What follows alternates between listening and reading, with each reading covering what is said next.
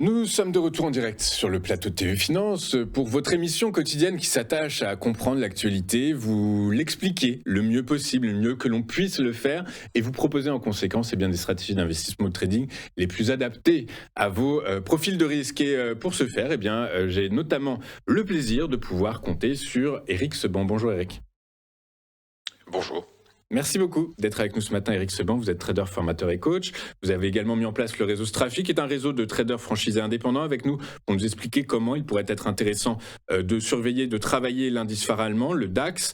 Le DAX qui a, après une sortie de route contrôlée, a réintégré sa zone de latéralisation, je dirais quasiment empirique. On est dans la limite basse de cette zone de latéralisation. Deux choses selon moi, deux scénarios.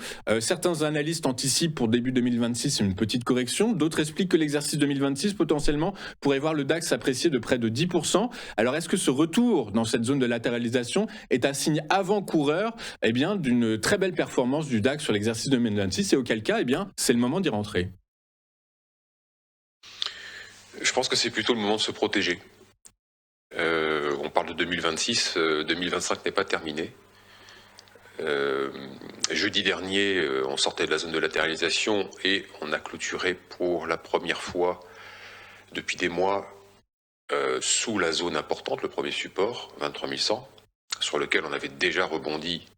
La dernière fois, c'était au mois de juin. Alors, c'est une première alerte.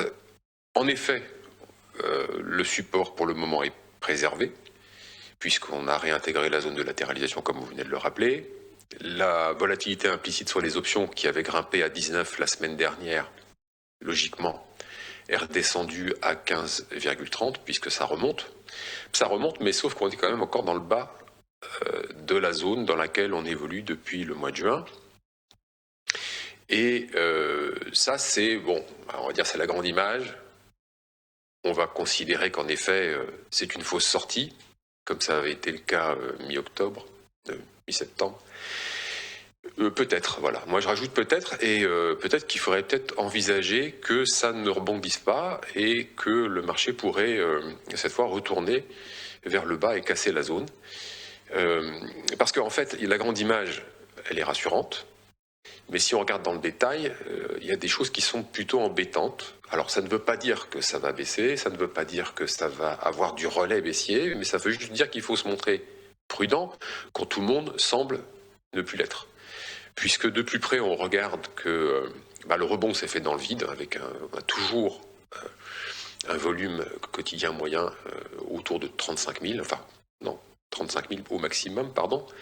Donc c'est toujours très peu de contrats échangés, ce qui amène évidemment peu de densité en intraday. Il y en a encore moins que les dernières semaines, ce qui a pour corollaire immédiat une volatilité intraday qui explose. Là, c'est très difficile de travailler, c'est totalement erratique en intraday depuis jeudi dernier, globalement. On sent bien qu'il y a de la nervosité. Quand on est dans le marché toute la journée, on voit qu'il y a de la nervosité. Ça ne sait pas très bien quoi faire. Bon, et puis quand on regarde dans le détail, alors plus dans le détail, c'est d'aller chercher un peu l'historique. L'historique, alors pas un vieil historique. Jeudi dernier, on était dans le bas du range, on était même en dessous du range, alors que le jeudi précédent, nous étions dans le haut du range. On se parlait à ce moment-là, on était dans le haut du range. Et la volatilité était à 15, parce que la volatilité est à 15 depuis un bon moment, c'est-à-dire comme maintenant. Et puis, je vous parlais de la position nette sur les options, en vous disant, on a une position nette qui est à peu près à 1,5. Voilà, on était dans le haut du range. 1,5, ça veut dire 1,5 put pour un call acheté. Ça veut dire donc un peu plus d'options de baisse, donc des protections, que d'options de hausse, les calls. Et puis quand on était dans le bas du range la semaine dernière, enfin quand on était sorti du range et qu'on était sur la zone de support à 23 100, la zone importante, la vol était à 19, donc elle avait bien monté, et ce qui était logique, puisque ça baisse. Un peu de stress, ça fait monter la vol. Le volume des options également était en augmentation significative, mais la position nette était toujours de 1,5. Autrement dit, il n'y avait pas plus de calls achetés alors que ça baissait, et qu'on commençait à titiller une zone dangereuse. Bon, la journée s'est terminée avec une clôture sous 23 100, ce qui est une indication chartiste importante. Pour l'instant, on rebondit, donc on préserve le niveau. Mais entre jeudi et vendredi, il y a 135 000 contrats d'options qui ont disparu du marché. 135 000, c'est beaucoup. Comment sont-ils sortis du marché? Pourquoi? Alors qu'on était au plus bas, alors qu'on est sur un niveau un petit peu dangereux quand on close jeudi soir en dessous du niveau, 135 000 contrats qui disparaissent. Bizarre. Et puis lundi, mardi, la position nette sur les options, elle est de 1. Un call pour un put, un pull pour un call. C'est-à-dire qu'on n'a plus de protection dans le marché. Il y a autant d'anticipation de baisse que de hausse. Alors peut-être parce que ça rebondit. Mais qu'est-ce qu'il y a de nouveau depuis juin? Rien. Absolument rien. On est toujours dans les mêmes zones de prix. Donc ce qui inquiétait en juin n'inquiète plus aujourd'hui. Et ça s'appelle un peu de complaisance, ça s'appelle un consensus aussi assez probable. Donc avec un rebond fragile dans une zone sérieuse et moins de protection, moi je pense qu'il est préférable d'être très prudent. Parce qu'en dessous de 23 100, c'est le vide. Hein. Donc oui, on peut anticiper des hausses pour 2026, pourquoi pas. On peut anticiper une baisse pour 2026, mais on peut aussi gommer tous nos gains 2025. Il y a encore de la place, hein, on n'est qu'à la fin du mois de novembre. Et comme je vous le dis, en dessous de 23 000, il y a du vide. Donc je ne dis pas, je ne veux pas avoir un discours alarmiste, je dis juste que quand on regarde dans le détail, il y a des éléments qui ne me plaisent pas, qui ne sont pas habituels, et qu'il est préférable d'acheter des options de baisse, des puts pour protéger vos portefeuilles, parce que la volatilité est redescendue et que le prix pour se protéger n'est pas si élevé. Oui, on comprend bien. Donc, effectivement, donc, en fait, à court terme, il y a donc une petite étude qui est sortie, 8 analyses sur 14, donc c'est plus de la moitié, anticipent une légère correction d'ici à très court terme, avant de voir les marchés repartir à la hausse. Donc potentiellement, c'est également le scénario que vous privilégiez finalement par la force des choses. Je comprends bien. Pas vraiment, non. Non, moi, comme je ne sais pas sur quoi sont basés les analystes, et les analyses des analystes, probablement des analyses fondamentales.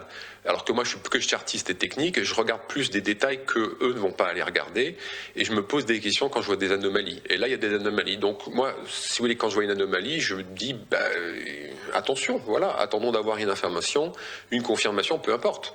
Mais pour l'instant, c'est retrait, et puis j'attends de voir, parce que là, le rebond, il est fragile, selon moi, je peux me tromper, tant mieux si je me trompe, hein, mais en tout cas, je pense qu'il ne faut pas faire l'économie de se protéger maintenant.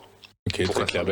Eh ben, écoutez, le message est bien passé, donc pas de rallye de fin d'année, le traditionnel rallye de fin décembre, on n'y croit pas là cette année. Tout est open, hein, mais on se protège quand même. Bon, tant mieux s'il y a une bonne nouvelle. Eh ben, écoutez, le message est bien passé. Protégez-vous, si je puis dire, si j'ose le dire ainsi. Et écoutez, merci beaucoup Eric d'être avec nous tous les jeudis, d'être avec nous et de vous confier de cette façon. Eric Seban, trader, formateur et coach. Vous avez mis en place le réseau Strafi, qui est un réseau de traders franchisés indépendants, et vous êtes avec nous pour nous expliquer comment est-ce qu'il pourrait être intéressant, de travailler, de quelle manière stratégique il est intéressant de travailler le DAX. Merci beaucoup Eric d'avoir été avec nous aujourd'hui. On marque une courte page de publicité. On se retrouve juste après avec les Market Movers de James Detorty, alias le loup de Zurich, qui va nous dire sous le prisme de 3 actifs si il est intéressant. Alors surtout, il va nous dire s'il est possible d'aller chercher du rendement avec les 3 actifs qu'il va analyser dans un instant. À tout de suite sur TF1.